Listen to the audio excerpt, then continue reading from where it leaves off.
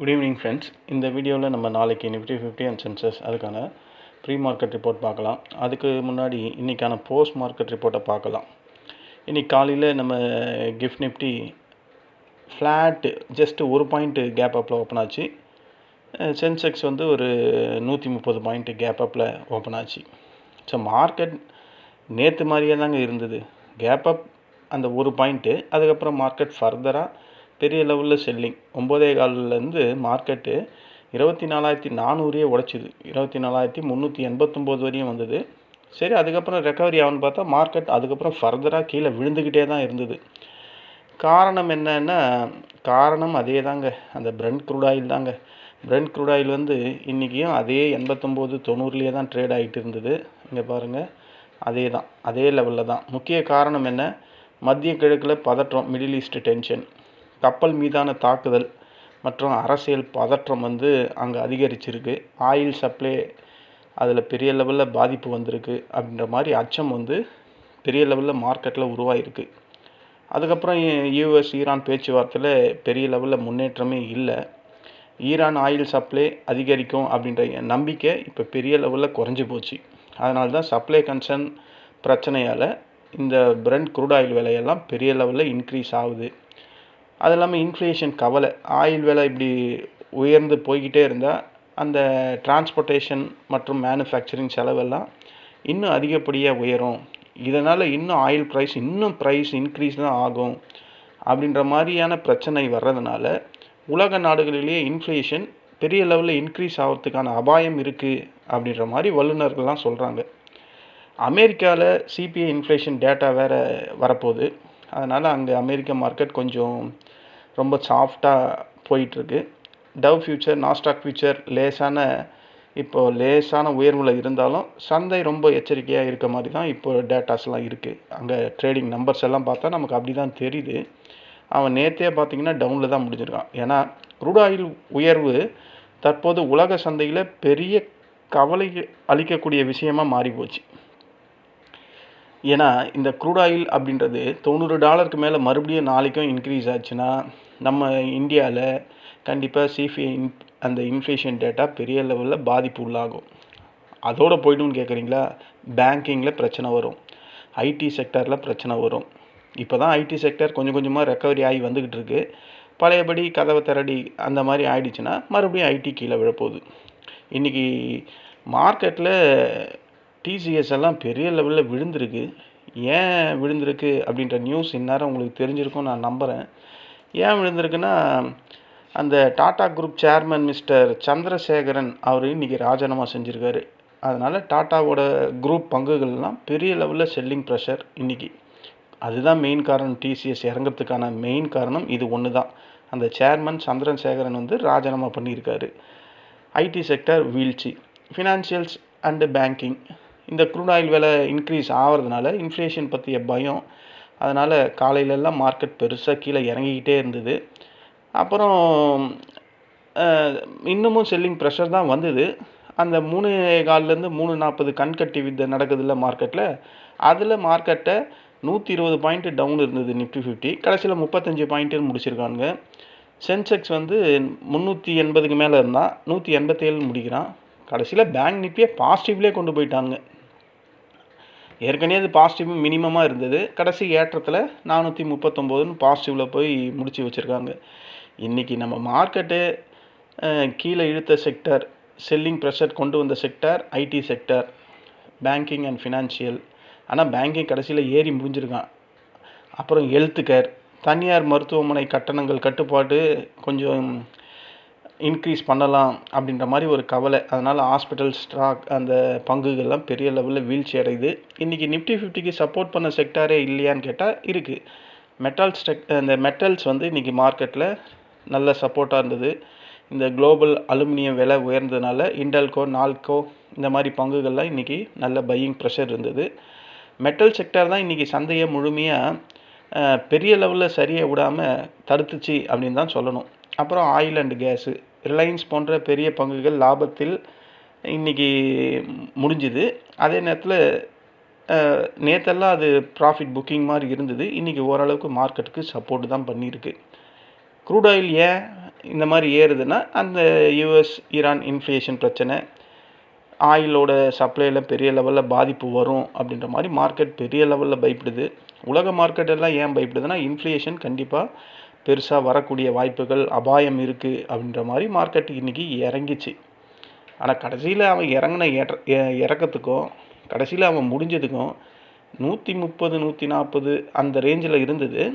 180 வரையும் கூட போச்சுன்னு நினைக்கிறேன். இன்றைக்கி போன லோ எவ்வளோ, 265 வரையும் போயிருக்கான். 265னா ஒரு 115 பாயிண்ட் இறங்கியிருக்கு இன்ட்ராடேயில். அங்கேருந்து வெறும் 36 பாயிண்ட்டு 35.75 பாயிண்ட்டு தான் மார்க்கெட் கடைசியில் மைனஸில் முடிஞ்சிருக்கு. ஸோ மார்க்கெட்டில் அந்த கடைசி 3.15 3:40க்கு வேலையை காமிச்சிட்டாங்க அப்படின்றது தான் இங்கே சொல்லுது மார்க்கெட்டில்.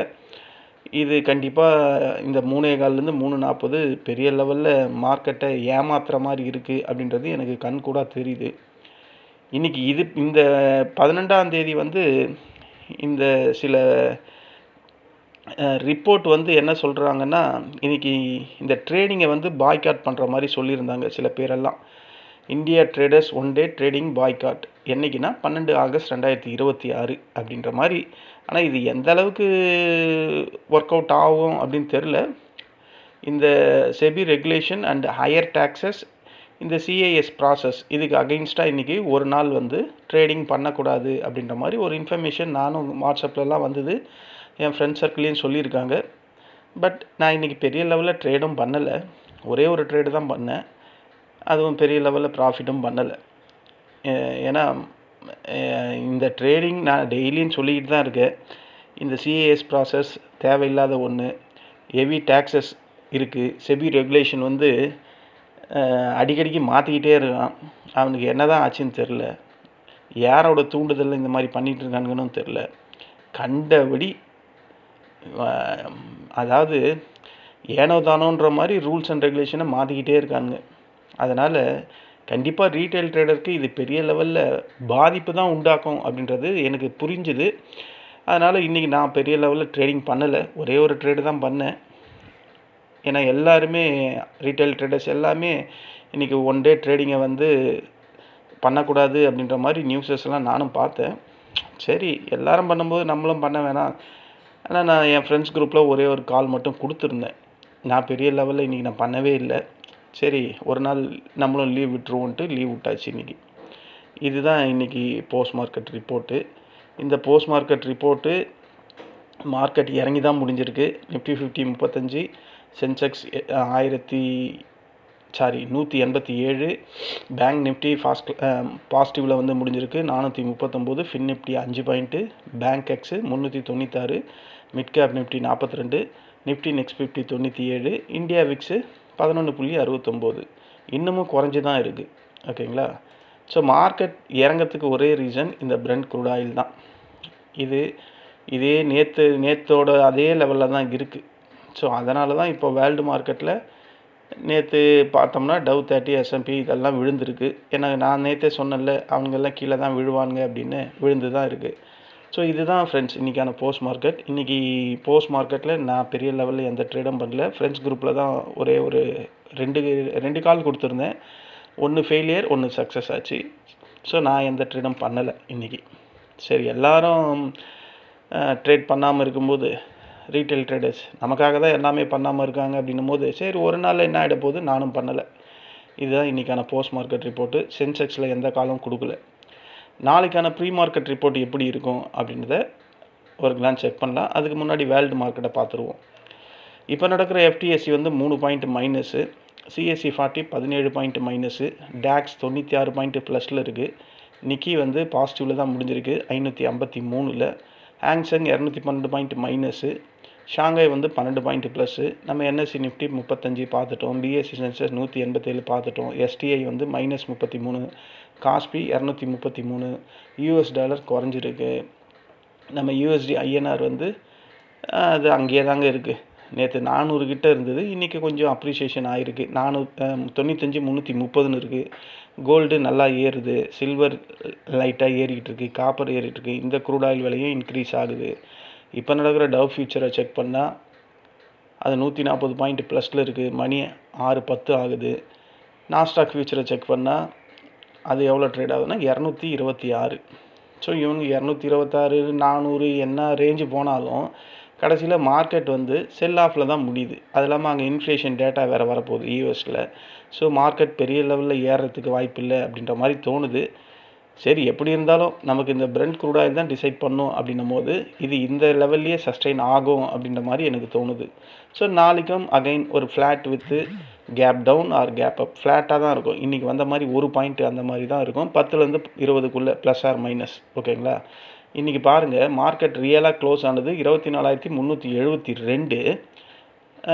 அங்கேருந்து மார்க்கெட்டு அந்த 3:15லேருந்து 3:40க்குள்ளே இந்த இடம் ஃபுல்லாக வந்து மார்க்கெட் ஏறி போயிருக்கு. ஆனால் கேண்டிலே காணோம்.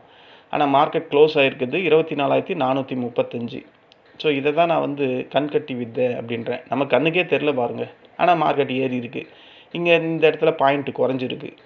அப்படி இல்லைன்னா இன்றைக்கி இந்த நேரத்துக்கு நம்ம மார்க்கெட் எவ்வளோ டவுனில் இருக்கணும், எக்ஸ்ட்ரா ஒரு 90 பாயிண்ட் கிட்ட டவுனில் இருக்கணும். ஆனால் 35 தான் காட்டுறான். நாளைக்கு ஒரு கேப் அப் வருது மைல்டாக 10லேருந்து 20னா ஃபஸ்ட்டு ரெசிஸ்டண்ட்டு 24,484. இதுதான் ஃபஸ்ட்டு ரெசிஸ்டண்ட்டு. அதை உடைக்குதுன்னா 24,536. அதுக்கும் மேலே மார்க்கெட் போகுதுன்னா 24,586. அதையும் உடைக்குது அப்படின்னா 24,627. இது 4th ரெசிஸ்டண்ட்டு. இல்லை மார்க்கெட் 2 நாளாக 9:15க்கு ஓப்பன் ஆகிட்டு சடார்னு 100 பாயிண்ட் கீழே விழுது அப்படின்னும் போது ஃபஸ்ட்டு சப்போர்ட்டாக வந்து 24,372. இது ஃபஸ்ட்டு சப்போர்ட். எக்ஸாக்ட் சப்போர்ட் பார்த்தா அது இல்லை, இது 24,364 ஃபஸ்ட்டு சப்போர்ட்டு. அதை உடைச்சதுன்னா 24,278 செகண்ட் சப்போர்ட்டு. அதுக்கும் கீழே மார்க்கெட் வந்தால் 24,189.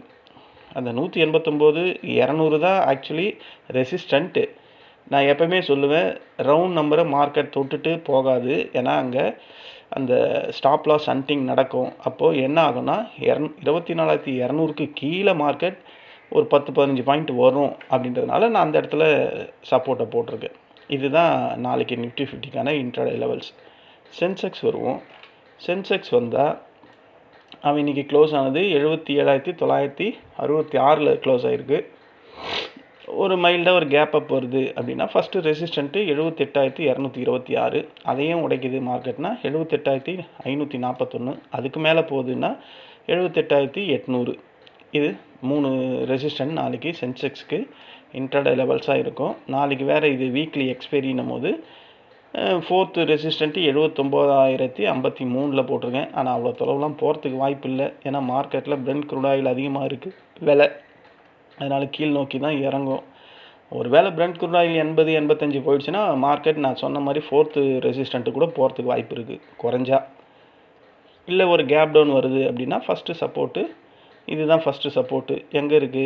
77,715. அதுதான் ஃபஸ்ட்டு சப்போர்ட்டு. அதையும் மார்க்கெட் உடைக்குதுன்னா 77,484. அதையும் மார்க்கெட் உடைக்குதுன்னா 3வது சப்போர்ட்டு 77,200. அதாவது 198 இருக்குது.